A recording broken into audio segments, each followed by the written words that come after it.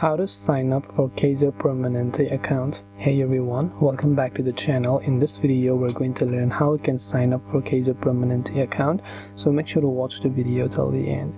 To sign up for Kaiser Permanente, go to your browser, search for Kaiser Permanente login.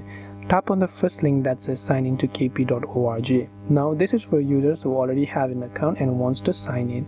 But if you want to sign up, then you have to scroll down and select the option called register for an account. And when you select register for an account option, choose how you'd like to create an account, using a caregiver account or create my account. So you can tap on create my account option here. Then all you have to do from here is to simply enter the required details such as the user ID that you want.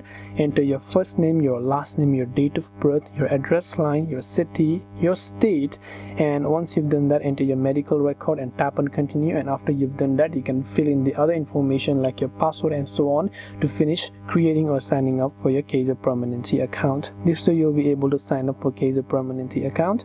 I hope that this video helped you. If you have got any questions, feel free to leave them down below. Thank you for watching and see you in the next video.